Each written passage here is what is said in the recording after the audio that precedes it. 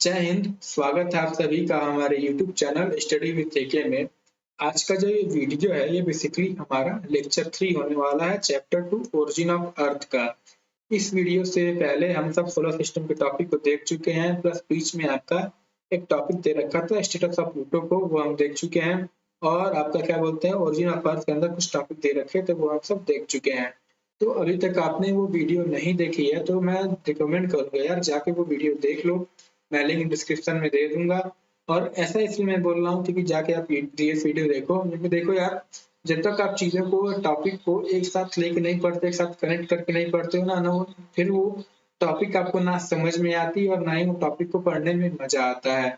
और एक और बात, अगर मैं बात करूँ आज इस वीडियो की, इस वीडियो के अंदर मैं बेसिकली आपको कांच चच्चा की हाइपोथेसिस के बारे में पढ़ाने वाला हूँ। तो बस यार इतना ही, शुरू करते हैं अपने वीडियो को बिना किसी देरी के।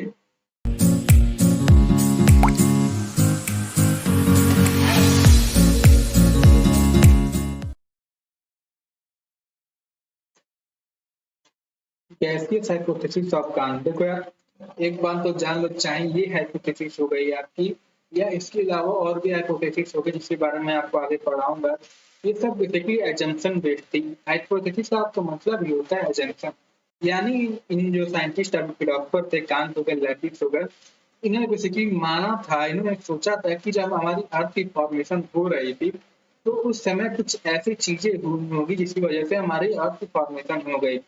तो अगर ये जो थ्योरी आपकी इसलिए पढ़नी इंपॉर्टेंट हो जाती है, पहली जो थ्योरी है, क्योंकि बेसिकली आपकी फर्स्ट अटेम्प्ट थी कि अर्थ के ओरिजिन को बताने की एक साइंटिफिक वे में। तो आइए कुछ बातें जान लेते हैं अपने कांट के बारे में। इमैनुअल कांट थे, उनका उसकी पूरा नाम इमैनुअल कांट था। ये एक आपके जर्मन फिलोसफर थे। 1755 में इन्होंने बेसिकली अपनी एक ट्रीटाइज प्रेजेंट की थी, या क्या सकते हैं ऐसे प्रेजेंट की थी। टॉपिक था इनका, मतलब टाइटल था उस चैप्टर का, the general nature of history and the theory of the haven, या इसे कुछ ऐसे भी कह सकते हो कि the essay on the working and mechanical origin of the entire universe on the basis of Newtonian law। तो बेसिकली आपको जो गैसियस हाइपोथेसिस है वो इसी के अंदर आता है। कांट ने क्लेम किया था कि जो उनकी गैसियस हाइपोथेसिस थी ओरिजिन ऑफ अर्थ के ऊपर, वो एक साउंड प्रिंसिपल पे बेस्ड थी, न्यूटन लॉ ऑफ ग्रेविटेशनल और रोटेटरी मोशन के। तो भैया जैसे मैंने बताया कि ये पहला अटेम्प्ट था साइंस का ओरिजिन ऑफ अर्थ को साइंटिफिक वे में बताने का। तो ये जो उनकी हाइपोथेसिस थी शुरुआत में बहुत ही वर्ल्ड वाइड इसे बहुत ही अप्रिसिएशन मिला, पूरी दुनिया में इनके बारे में चर्चा हो रही थी, पर बाद में ये डिक्लाइन हो गई थी। क्यों डिक्लाइन होती है उसकी अभी आगे हम देखेंगे तो समझ जाएंगे। एक समय तो ऐसा था भैया, इनका एक बहुत ही फेमस कोट है कि इन्होंने कह दिया था कि give me matter and I will build a world out of it, यानी मुझे एक मैटर दे दो और मैं उस मैटर से अपनी पूरी क्या बोलते हैं पूरा ब्रह्मांड, पूरी दुनिया बना सकता हूँ। तो बेसिकली कांच चचा ने जो एजम्पशन अपने रखे थे, जो बोला था, ने वो बोला था कि एक शुरुआत में समय की शुरुआत से एक primeval slowly rotating cloud of gas था। उन्होंने ये नहीं बताया था कि जो ये क्लाउड था गैस का, वो कहाँ से, उसका सोर्स क्या था, वो चिंका या कहाँ से आया था। उन्होंने कहा कि मान लो एक क्या बोलते हैं क्लाउड ऑफ गैस प्रेजेंट था, जिसे प्रेजेंट टाइम में नेबुला के नाम से जानते हैं।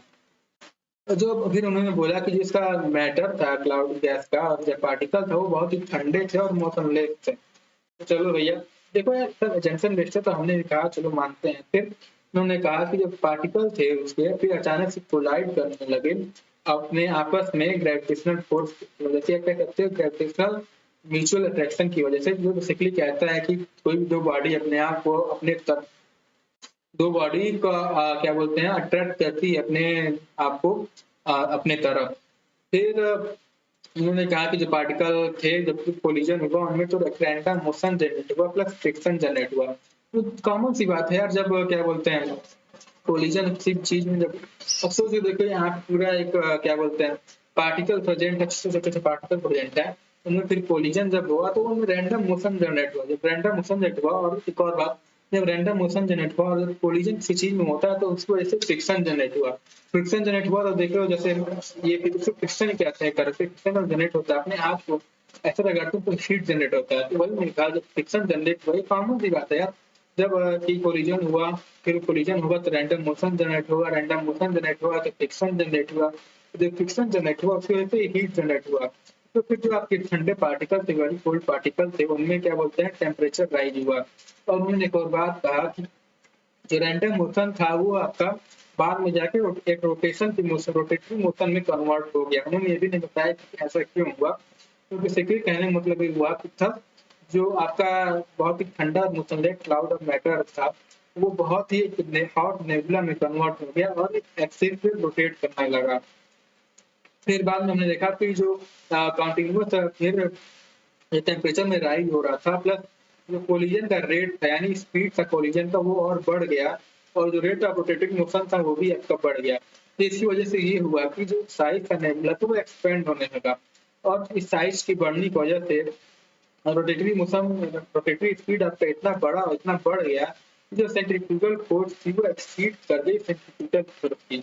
अब आपके दिमाग में आ रहा होगा कि भैया ये सेंट्रीफ्यूगल फोर्स और सेंट्रीफ्यूगल फोर्स आखिर क्या होता है।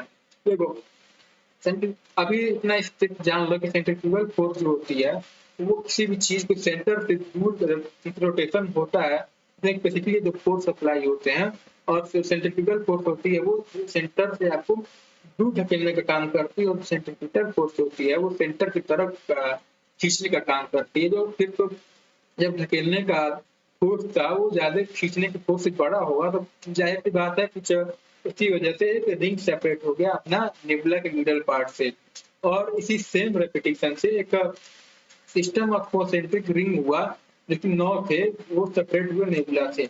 तो यहाँ तक समझे। फिर जो बचे हुए पार्ट थे नेबुला के वो बेसिकली उन्होंने कहा कि वो आपका प्रेजेंट टाइम में अपना जो सन है वो हुआ, और जितने भी मैटर बचे हुए थे सारे रिंग के वो मतलब एक रिंग थे उसके अंदर हमें होता है ना मैटर थे, तो 9 पार्ट में क्या बोलते हैं डिवाइड हो गया। फिर उनके जो मैटर थे एक जगह कलेक्ट हो गए, जिसकी वजह से कोर का फॉर्मेशन हुआ, हमारे सारे प्लैनेट के कोर का फॉर्मेशन हुआ, और बाद में वो जाके अपने एक प्लैनेट के शेप में हो गए। तो यहाँ तक तो क्लियर है यार। जैनसन ने कहा। फिर तो सवाल उठ रहा है कि जो बताया तो वही सवाल कैसे ये हुआ, तो आप देखते हो इवोल्यूशन जब करते हैं थ्योरी का पहला जो आपका आता है कि origin of primordial matter not explained, यानी कि उन्होंने ये नहीं बताया कि जो मैटर था, जैसे हमने देखा कि जो क्लाउड का जो था वो कहाँ से आया, उसका सोर्स क्या था, वो गैस कौन सी थी, वो उन्होंने ये नहीं बताया था। यानी कि जब the basic assumption of Kant based in hypothesis was that there was primordial matter in the universe, यानी एक मैटर पहले प्रेजेंट था यूनिवर्स में, पर उन्होंने इसका जो सोर्स था मैटर का वो कभी एक्सप्लेन नहीं किया। दूसरा था कि प्रॉब्लम है ग्रेविटेशनल फोर्स करेगा पुल या फोर्स कह सकते हैं। अकॉर्डिंग टू कांट जो कोलिजन था पार्टिकल बीच में मैटर जो पार्टिकल बीच में हुआ था वो ग्रेविटेशनल पुल की वजह से हुआ था, जैसा कि मैंने भी बताया था कुछ देर पहले। तो फिर जब साइंटिस्टों ने पूछा कि क्या ये फोर्स जो थी आपकी वो पहले क्यों नहीं एग्जिस्ट करती थी, बिफोर कोलिजन क्या एग्जिस्ट नहीं करती थी, अगर ये फोर्स एग्जिस्ट करती थी तो कैसा क्या हुआ कि वो कोलिजन तब नहीं एक्ट हुआ, उसी टाइम जाके एक्ट हुआ। तो इसका भी जो कांच चर्चा था इनके पास इसका कोई जवाब नहीं था। फिर तीसरा आपका जो था कि जो generation of rotating motion not expand, यानी कि the collision among particle of the primordial can not generate rotating motion. देखो यार किसी चीज में क्या बोलते हैं रैंडम मोशन हो रहा है, कोलिजन हो रहा है, तो इसे कैसे भैया पैदा होगी उनके अचानक से। अब देखो यहाँ सपोज कर ले यहाँ पे खूब क्या बोलते हैं मैटर पड़े पार्टिकल में, और फिर उनमें कोलिजन होता है, रैंडम मोशन जनरेट हुआ है, तो उनका एक रैंडम मोशन जनरेट हुआ। तो उनका ये बोलना था कि जो रैंडम मोशन जनरेट हुआ वो एक क्या बोलते हैं सर्कल की फॉर्म और मोशन होने लगा। तो भैया किस आधार उन्होंने कहा ये भी नहीं बता पाया, ऐसे कैसे कह देंगे यार कोलिजन हो रहा है, कहीं से रैंडम मोशन हो रहा है, वो अचानक से आपका एक रैंडम कहते हैं सर्कल में वो रोटेट होने लगा ऐसे। तो ये बेसिकली कह सकते हैं कि इरेन्यूअस स्टेटमेंट था, फालतू का स्टेटमेंट था। फिर जो चौथा का आता है इवोल्यूशन करें तो अगेंस्ट ये जो आया था law of conservation of angular momentum के अगेंस्ट था।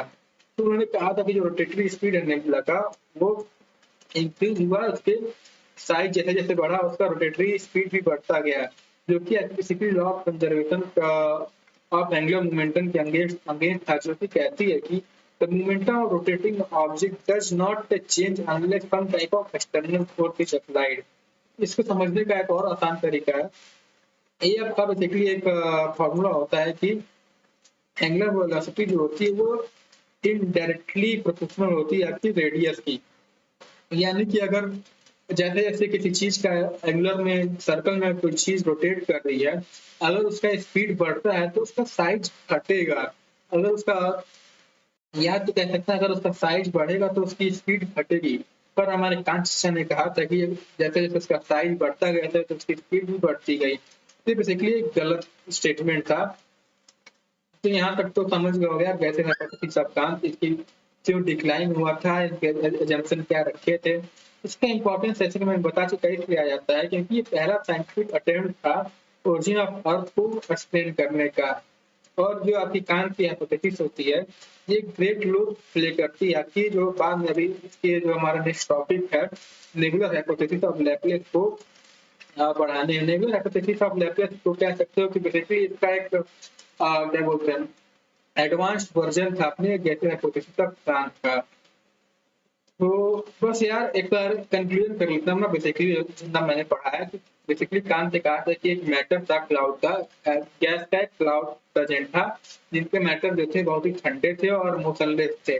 फिर बाद में उनमें ग्रेविटेशनल फोर्स की अट्रैक्शन की वजह से उनमें क्या बोलते कोलिजन हुआ, और जो कोलिजन हुआ वो रैंडम मोशन जनरेट किया प्लस फ्रिक्शन जनरेट हुआ, और उस फ्रिक्शन की वजह से उनमें हीट जनरेट हुआ, और उस हीट की वजह से जो काफी कोल्ड पार्टिकल थे उनमें टेम्परेचर राइज हुआ।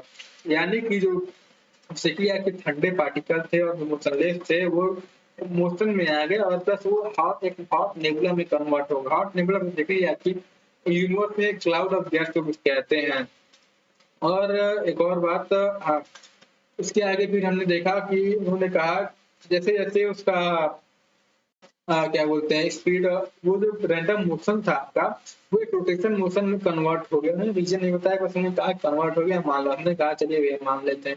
ये रोटेशन का मोशन था, उन्होंने बोला कि बाद में कि वो इसका स्पीड बढ़ता गया और जो रेट ऑफ कोलिजन था यानी कोलिजन का जो स्पीड था वो भी बढ़ता गया, और उसकी वजह से हुआ बेसिकली यूं कि जो उसका साइज था हमारे एंगुला का वो बढ़ता गया। जिस और जब साइज बढ़ा एक समय, और जिसकी उसी वजह से हमारा रफ्तार बढ़ा उसके रोटेट करने का। तो जब रफ्तार उसका बढ़ा तो उस रफ्तार की वजह से एक समय ऐसा आया कि जो सेंट्रीफ्यूगल फोर्स थी वो एक्सीड कर गई सेंट्रीफ्यूगल फोर्स की। सेंट्रीफ्यूगल फोर्स बेसिकली आपका होता है जो सेंटर से दूर फेंकता है सेंटीमीटर सेंटर की तरफ खींचता है। बस सिंपल सी बात है यार, ज्यादा साइंटिफिक में घुसोगे तो फिर फिजिक्स जाके पढ़ लेना। तो इतना तो कॉमन है फिर कि इससे ज्यादा जानने की जरूरत ही क्या है सेंट्रीफ्यूगल फोर्स के बारे में। फिर उन्होंने कहा कि जो हुआ तो उससे एक रिंग जनरेट हुए, उसी सेम प्रोसेस से 9 रिंग जनरेट हुए, और उन 9 रिंग जो जनरेट हुए थे जो फिर बाकी बचे हुए पार्ट था वो सेंटर में रह गया और सेंटर से हमारा सन बना। और जो बाकी जो रिंग जनरेट हुए थे वो सब उनके जो पार्टिकल थे 9 रिंग के वो अलग अलग एक जगह खोला क्या बोलते हैं बन के उससे कोर का फॉर्मेशन हुआ, और कोर के फॉर्मेशन से हमारी सारे सारे प्लेनेट बने। तो फिर बाद में जब देखा गया इवोल्यूशन किया गया, ये देखा गया उन्होंने जो मैटर था उसका क्या बोलते हैं सोर्स नहीं बता पाए थे कि जो मैटर का आया था क्लाउड का था गैस का वो कहाँ से आखिर आया था, उसका सोर्स नहीं बता पाए थे। प्लस आपका ये नहीं बताया था ये नहीं बता पाए थे कि जो जनरेशन क्या बोलते हैं जो कोलिजन हुआ था उनके ग्रेविटेशनल पुल की वजह से आखिर वो पहले क्यों नहीं हुआ था। ऐसा क्या हुआ कि वो बाद में हुआ, ऐसा प्रेजेंट है कुछ पार्टिकल प्रेजेंट मोशन लेस थी, तो ऐसा अचानक से ऐसा क्या हो गया कि उनमें क्या बोलते हैं ग्रेविटेशनल पुल हो गया। तो वो ये भी नहीं बता पाए थे। फिर तीसरा था आपका जनरेशन ऑफ रोटेटरी मोशन। ये तो भैया एक फालतू स्टेटमेंट था, उन्होंने कहा कि रैंडम मोशन हो रहा है और रैंडम मोशन अचानक से रोटेशन मोशन में हो गया मान लिए, तो कहीं से भी सही नहीं लगता है यार। फिर उन्होंने और चौथा जो आपका था गलती उन्हें जो कि against the law conservation of angular momentum था। क्योंकि बेसिकली कह सकते हैं कि ईश्वर का मानना ये है कि हमारे जैसे जैसे स्पीड से चीज का रोटेशन में अगर कोई घूम रही है जैसे जैसे उसका स्पीड बढ़ता है तो पूरी उसका रोटेशन का साइज जो होता है वो घटता है, यानी इनडायरेक्टली प्रोपोर्शनल होती है। और जैसे जैसे साइज अगर कह सकते हो बढ़ता है तो उसकी स्पीड घटती जाती है। पर कांत ने कहा था कि इसका जो नेबुला का साइज था वो जैसे जैसे इसका स्पीड बढ़ा उसका साइज भी बढ़ता गया। तो ये against law conservation of momentum था। तो यानी यही जो कारण थे आपकी जिसकी वजह से आपका डिक्लाइन हो गया था। तो बस इतना ही। और एक और बात, हाँ, एक और इसकी इमेज तौर पे देख लेते हैं तो बेसिकली ये था कि क्लाउड जैसा कि आप देख सकते हैं इमेज में क्लाउड प्रेजेंट था, उनमें हीट जनरेट हुआ, फिर वो हुआ वाइब्रेशन प्रोसेस से जैसे जैसे रोटेशन का स्पीड बढ़ा तो उनमें 9 पार्ट में डिवाइड हो गया। पहला तो एक क्या बोलते हैं आपका रोटेशन में कन्वर्ट हो गया, मैंने नहीं कहा था रोटेशन में, लेकिन जैसे कि आप देख सकते हैं रोटेशन में इनका कोई वो रैंडम मोशन में थे कि रोटेशन में कन्वर्ट हुए, और जब इनका क्या बोलते हैं सेंट्रीफ्यूगल फोर्स एक्सेप्ट कर गया सेंट्रीफ्यूगल फोर्स से, तो एक 9 रिंग जनरेट हुआ था, और जो बीच में बचा हुआ पार्ट था वो बेसिकली सन बन गया था, और जो बाकी थे वो इसके जो पार्टिकल थे, इसके रिंग के पार्टिकल वो एकदम कलेक्ट होके प्लेनेट का फॉर्मेशन हो गया। तो बस आज के लिए इतना ही। मिलते हैं आपको अगली क्लास में, जिसमें मैं आपको पढ़ाऊंगा अपने लैप्लेस सिस्टम के नेबुलर हाइपोथेसिस के बारे में, जिसको ये बेसिकली इस कांच तक हाइपोथेसिस का एक एडवांस वर्जन कहा जाता है। तो जय हिंद, धन्यवाद।